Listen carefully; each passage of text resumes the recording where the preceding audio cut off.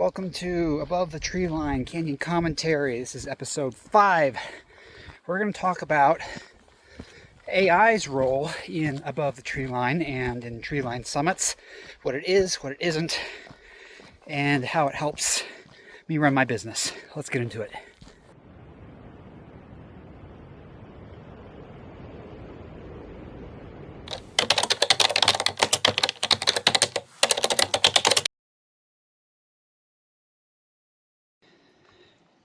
First off, welcome to Castlewood Canyon State Park in Franktown, Colorado. Today, while we're out here, I want to talk a little bit about AI and its role in content creation, new businesses, like single party LLCs, that kind of thing. All right, so the first big point that I want to get into today is that AI to me is a data analyst, and not just an analysis of data, but an analysis of systems that all that data touches. And it can do it far more completely, far more thoroughly than I can do looking for corresponding data points point by point as I go. So for example, if you've seen some of my earlier episodes, talk a little bit about my health, my struggle with prediabetes. Well, one of the biggest ways that I got in front of that was taking my blood sugar numbers, taking my how I felt during the day, what I ate, how it corresponded to how I felt, plugging all of that information into an interpretive language model and seeing, how the algorithm interpreted that data. And it actually turned into something very useful, because AI has the ability to access all the, data and research, at least what the models have access to at any rate. And it can extrapolate and interpret and analyze all the inputs that I give it and give me data that I can use and respond to. And I can respond to on the fly. So if I'm feeling kind of blah during the day, it can tell me why. Analyze, patterns, how my body behaves and reacts in certain situations. If I want to get, data inputs for, okay, is this an issue? Is this something I'm going to be paying attention to? Or is it a non-starter? These language interpreting algorithms can give me all of that information. You can tell me what's serious, what isn't, and I can usually do so with a level of context that I can't really get talking to a doctor, if you get my drift. I'll get to that in a second. So the second point is that AI is not constrained by one system or one framework. Its ability to interpret things at a system level allows me to see angles that I wouldn't have considered otherwise, and also allows me, in the case of, again, going over my health data, allows me to interpret things in a way, or analyze things in a way, that my doctors have a hard time considering on their own. Now, it's not a substitute for formal medical advice. It's not a substitute for proper medical treatment. But what it does give me is data that I can use, data that I can feed my doctors in helping to guide decision making. Point number 3 is that what AI is it helps me read the map, helps me read the rule book. This is my first time running a business. I have a very limited experience in how all of that works. And one of the reasons why I was able to get this off the ground is because I can ask these language models these questions. How do I do this? How do I do that? What do I need to do here? What do we need to do with this piece of information? I'm getting this email from the state, this email from a banker or whatever. And it can tell me what immediately what the next steps are. And it can even guide me through step by step what I need to do. So it's not a replacement for the work. It's not a replacement for the effort that's required. But what it does do is it allows me to read the map, allows me to read the road, helps me to figure out what do I need to do, when I need to do it, and helps me maintain, slippery. It helps me maintain, awareness and compliance. And it also helps me shape even, strategy. Now, I think people do get worried that, AI can be a little bit too, what's the word? It can be a little bit too agreeable with what you feed it, what information you give it. And I've kind of seen this from time to time, right? So, for example, I have a merchant coffee site up right now, but I'm probably going to take that down in January because it's getting very little traffic and it costs when I'm trying to focus on building a following and building just a little bit of a revenue stream. So it's one of those things that's got to go. And when I got it set up, the AI was very eager to walk me through it, talk me through it step by step.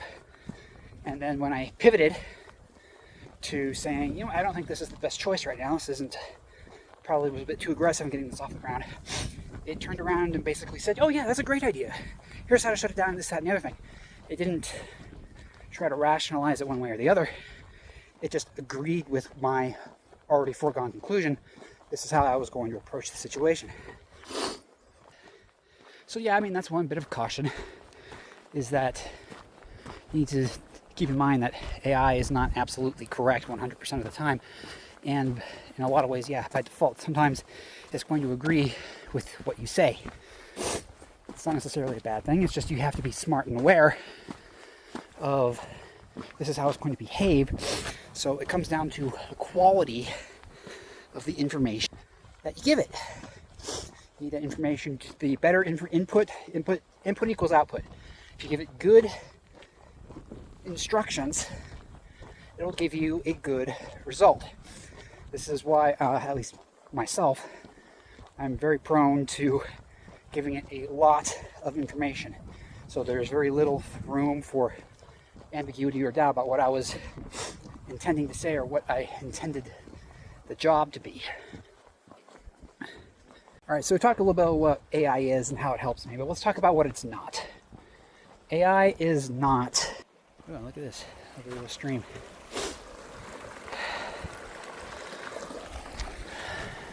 Candy rim.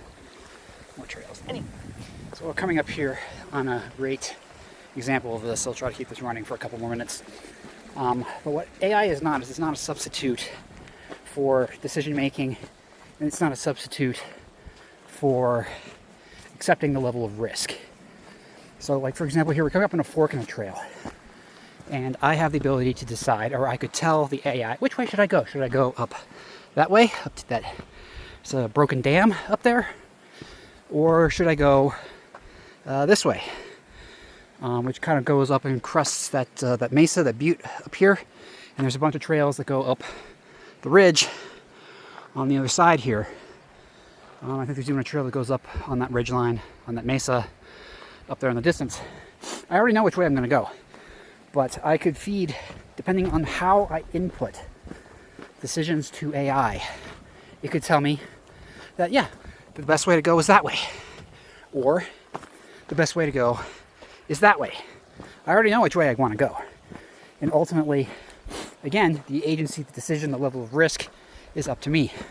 I'm putting a volume of steps on today because that's what I want to do. That's my goal.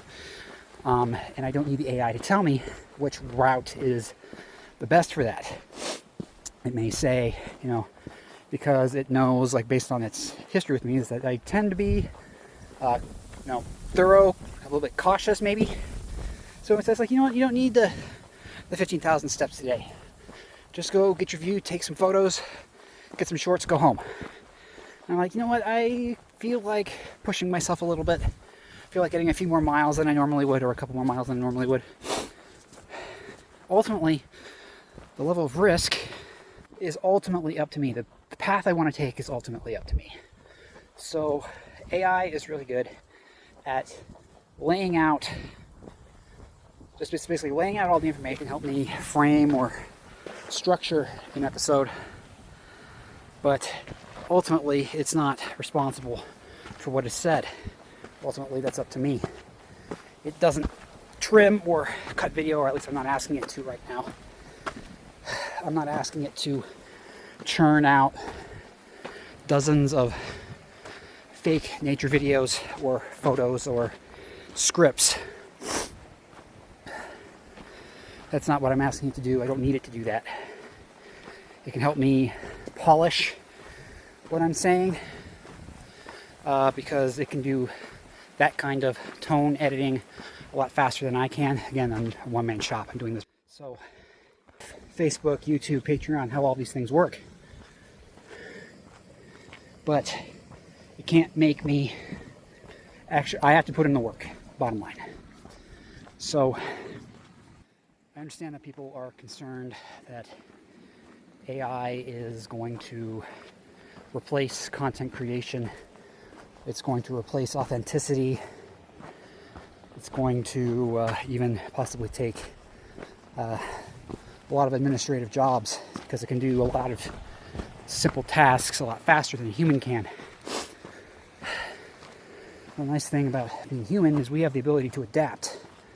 We have the ability to interpret, analyze, respond. We have the ability to put, guideposts or signposts around what we reasonably expect or should reasonably want out of the tools that we create to make life easier for us. And ultimately, that's out of this one YouTuber's hands. But I hope this provides some context of what I think AI is and what it isn't, how it helps, what it does and does not do.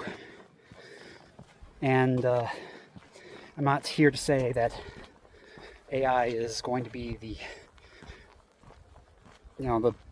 end-all be-all, but it's a tool. It's here to stay, and I think it is worth the discussion to figure out how are we going to make this useful for us without taking away human agency and creativity. We love being efficient. We love being able to do things quicker. We like taking advantage of things that make our lives easier. So, in that sense, AI is a useful tool, but it does need, guideposts. It needs limits. There are things that it cannot do, and we as humans need to understand things that we should not let it do.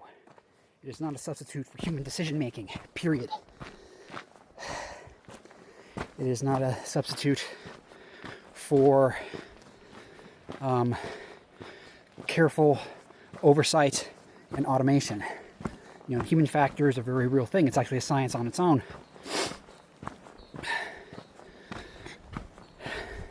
So I hope this provides some context.